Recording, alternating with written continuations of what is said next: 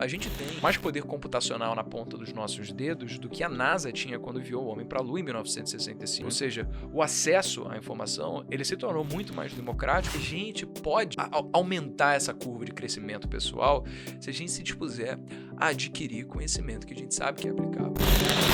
Uma série de materiais, tanto na internet. Hoje em dia, a gente nota que existe uma quantidade muito grande, inclusive, de conteúdo disponível, né?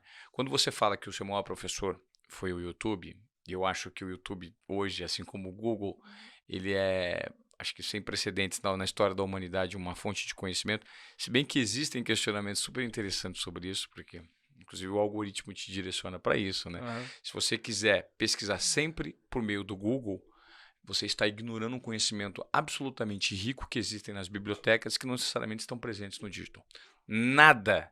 A gente pensa que tudo que existe no mundo está presente no Google e não está. Certo. Tem muita coisa em livros, em bibliotecas. Inclusive, isso foi uma provocação que eu recebi num masterclass que eu fiz do Malcolm Gladwell.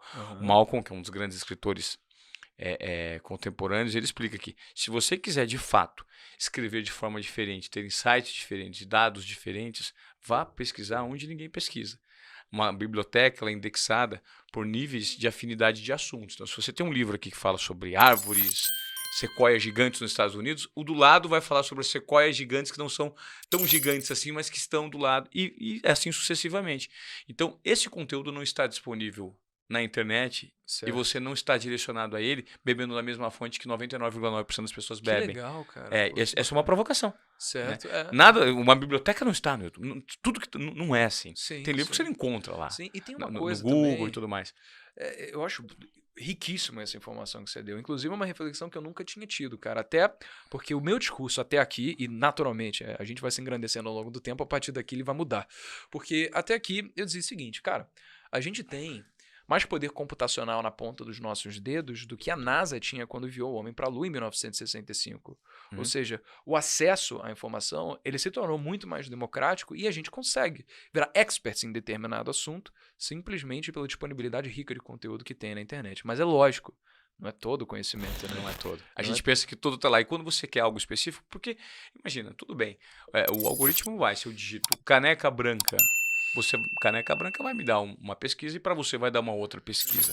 Ok. Mas o fato é que você vai estar sempre direcionado pela curiosidade que é entregue pelo algoritmo, pelo um perfil já pré-estabelecido seu. Certo. Agora, uma livraria não tem, uma biblioteca Não tem viés. não tem viés. Não tem, e quando não tem viés, qual que é a possibilidade de alguém que quer fazer algo notável ter ido para uma biblioteca pesquisar um livro antigo que não necessariamente hoje está no Trending Topic ou faz parte de algum algoritmo de alguém, É verdade, cara. né, de um perfil. de alguma Agora que pessoa. você falou, numa reflexão mais profunda, acho que as maiores fontes de aprendizado que particularmente eu tive foram duas. A primeira delas é a implementação prática do conhecimento adquirido. Então, por exemplo, na empresa Júnior, a gente teve que aprender na marra como negociar com o cliente, E fazendo, rápido, né? recebendo feedback. Fail fast. Porque é aquela coisa, quando você bota na prática, quando você ensina, quando você exerce aquilo que você aprendeu, aquilo fixa muito mais para você. Perfeito. E a segunda forma de maior retenção de aprendizado que eu tive também foi em livros. Né? Livros que eu peguei na minha mão, aí que eu fiz anotação, e que eu grifei, e que eu voltei, e depois também que eu apliquei. Inclusive, eu tô lendo um livro agora genial, cara, chamado High Output Management, né? Porque Não, rapidinho. High Output Management, né? High Output Management. Eu acho que em português seria Gestão de Alta Performance, Tá. do Andrew Groove, que Tá. foi o CEO da Intel. E por quê? Porque eu cheguei num momento da minha empresa que a gente está com 37 pessoas e a gente tem que se preocupar em fazer uma gestão otimizada para que todo mundo se sinta bem, para que a gente não perca o tempo desnecessário de pessoas que poderiam usar o seu tempo para coisas muito mais valiosas, para que, cara, a gente consiga gerar mais resultado. E eu nunca tive aula na faculdade ou na escola sobre como gerir uma empresa. Perfeito. Eu recorri a um dos maiores gestores e mais reconhecidos do mercado, dado que ele conseguiu alcançar com o Intel, que foi o Andrew Groove. Ele escreveu um livro só sobre isso, que ele mesmo sentou lá e escreveu. Fantástico. Então, coisas básicas que hoje a gente dá como overrated, que são, tipo, como fazer uma reunião, como dar feedback para as pessoas, como você pode dividir a sua agenda para você conseguir ser mais produtivo. Tudo isso é comunicação com o próximo e consigo mesmo, né? Isso- Muito fala sobre comunicação, né?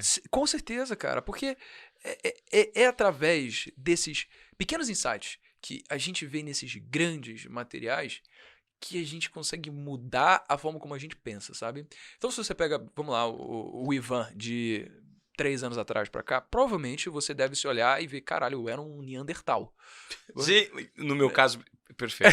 Porque eu trabalhava, você imagina um cara que trabalhou 20 anos numa emissora de televisão e saiu há 2. Certo. Então, nos 4 meses que eu saí, os 4 meses subsequentes da minha saída, eu falava para as pessoas que eu tinha aprendido já mais em 4 meses do que nos últimos 20 dentro de uma corporação. Caraca, que doideira. Porque é uma quebra de paradigma completa, assim. Exato, cara. Então, a gente pode aumentar essa curva de crescimento pessoal se a gente se dispuser a adquirir conhecimento que a gente sabe que é aplicável. Existe uma série de materiais, tanto na internet quanto em livros, que se a gente simplesmente for colocar o nosso dedinho ali para aprender, cara, a gente consegue mudar a forma como a gente fala, a gente consegue mudar a forma como a gente age, a gente consegue mudar a forma como a gente pensa. Novas vias neurais, né, cara?